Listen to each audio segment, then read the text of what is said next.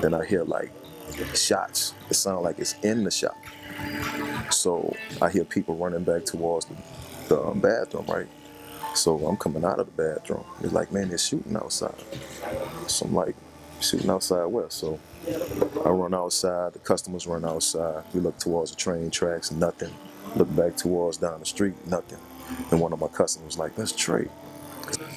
Tank and Emmett, they was trying to rush him to the hospital. So Tank car was in front of the shop. They moved his body, I guess trying to get him in the car to bring him to the hospital. And they just left him right there, and that was the scene, you know? It's kind of crazy.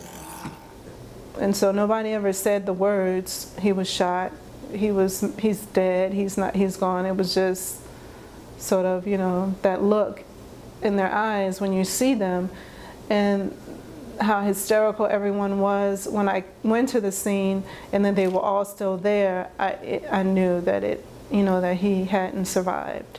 I just remember sitting down on neutral ground, just sitting there.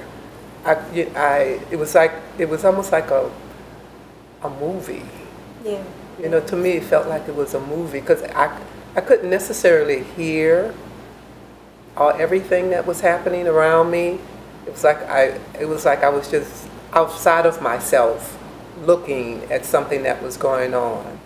I just remember saying like, Mom, you know, come on, you know, we need to go. And she just like opening her hands and trying to get her to move and open her eyes and say, you know, like, we need to move, everybody's leaving.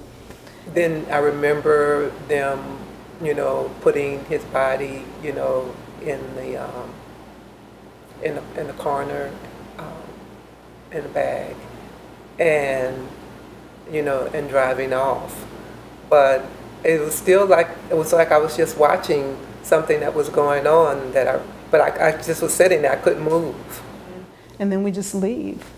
And that was just how, within hours, just everything, like from a sunny day at the park to murder, hurricane, and we're evacuating, what are we doing, you know, kind of thing. Within a short period of time, it just was like a whole different world.